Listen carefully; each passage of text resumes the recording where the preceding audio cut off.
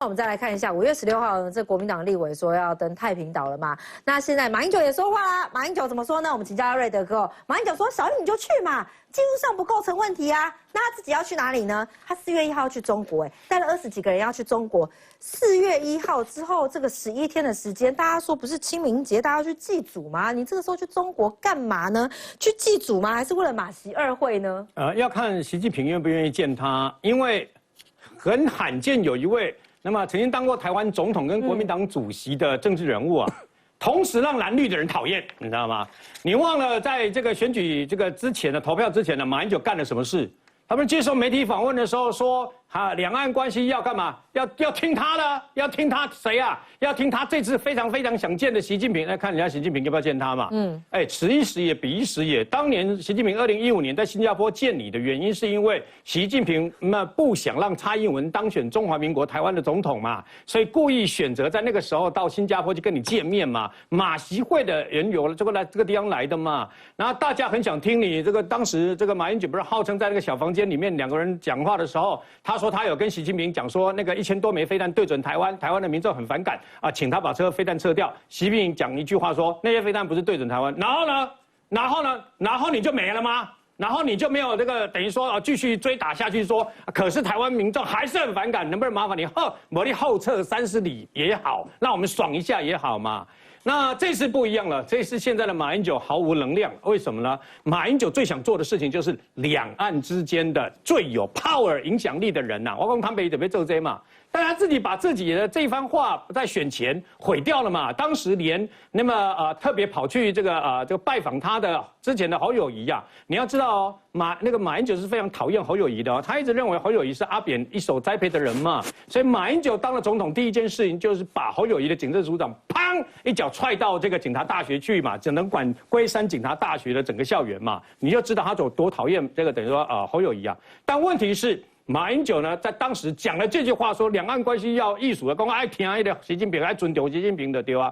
连深蓝的人都不能接受，认为他那个时候出来讲这种话，根本就是帮倒忙嘛。所以你就知道他这次去，他为什么现在要去？他就是要形塑自己啊，是目前两岸，你看夏立言也见不到，顶多见到国台办主任而已嘛，也见不到习近平。万一他能够见到习近平，他的地位当然就不一样了。他想要做这个事，所以才故意放风声说啊，不排除有2次马习会的这个可能性嘛。至于他那么指点说啊，蔡英文总统可以去太平岛干什么？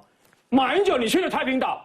台湾连一个监射刺针飞弹都拿不到啊，不是这样吗？台湾连一艘潜水艇都办不出来，都造不出来，不是吗？所以呢，去哪里或是做什么，那么与其变成政治口水战，那没有意义啦。对台湾的防务有任何的帮助，对台湾的战力跟保卫自己的能力，希望国民党也好啊，这些人呐，在未来7艘潜艇的这个制造上面，不要用3预算，不要用等于冻结预算，让台湾可以保护自己，这才是实质上的。要不然去太平岛，去等于东沙岛有什么意义？我都去过啊，那马英九也去过啊，去过没有意义嘛。所以呢，最主要是对台湾有实质上的意义啊，比那种虚名要来得好。为什么？因为现在大家都知道，南海正在战云密布，南海正在一触即发嘛。中国跟菲律宾2个人现在在打群架，我们何必在这个时候去介入呢？好，所以请教范老师哦，那马英九要小英去太平岛，说技术上不构成问题，现在不是技术上的问题呀。对，我觉得这个东西，我不晓得在这样兵凶战危之际，我们看到了美国的国务卿啊，都已经到了菲律宾去访问，也见了菲律宾的外长，见了菲律宾的总统小马可仕，对吧？现在这个问题是很危急嘛。我是不晓得啦，国民党是安了什么好心啊？是不是已经跟对岸串通起来了？就是蔡英文坐的C13这种飞机，因为它不可能有军机护航，因为太远了。对，我们的军机顶多到一半就要折回，我们也没有空中加油机，所以在没有安全维护的情况之下，中国如果在这个时候用导弹去攻击那个C13洞，那是没有任何的防护能力的。我不晓得国民党这时候是不是硬要把蔡英文逼到那个地方去，然后中国发射飞弹。那我觉得如果是这样，就其心可疑了，因为你等于在跟中国在隔海唱和嘛。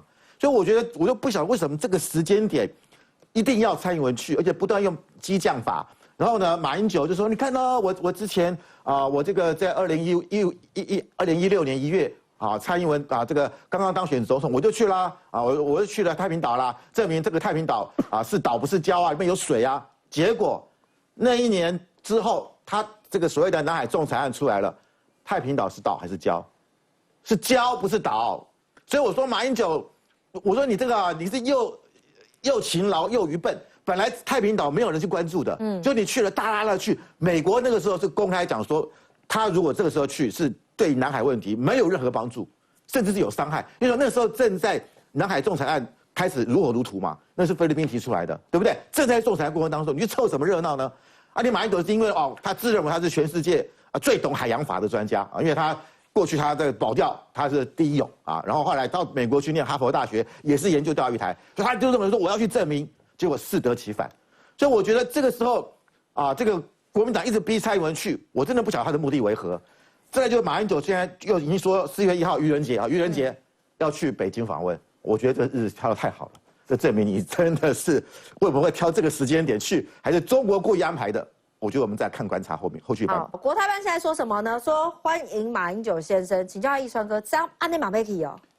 国台办发言人也有说，请那个王义川先生来祖国走走。你也先生呢？对，他也先生呢？都有，他就欢迎台湾各界都回祖国走走了哈。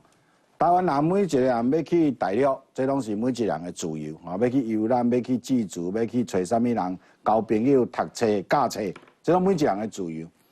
因为马英九有这个中华民国前总统的身份，所以他去才会被关注嘛。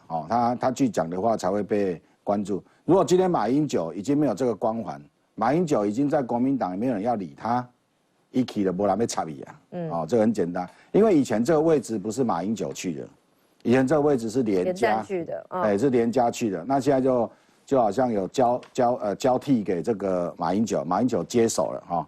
那马英九现在应该每年都会去了，他每年都会去，都会带着他的那些学生，然后去那里一趟。当然名称叫做回去祭祖啦，去看看在那里的什么家人什么什么之类的。但是要提醒马英九，你要记得，你曾经是中华民国的总统，你讲的话不要伤害中华民国，也不要伤害台湾，或者不要伤害台澎金马，而且你要跟对岸讲说，我们不是你的一部分，中华民国是一个主权独立的国家。你要重申马英九，你一定要跟中共讲，中华民国是一个主权独立的国家。国旗爱去一扎，国旗爱去一扎，唔通选举了国旗都无去。你想要柯文哲即摆咱无咧炸国旗啊，柯文哲国旗嘞，选举的是唔通炸国旗？马英九，你去国旗要带着。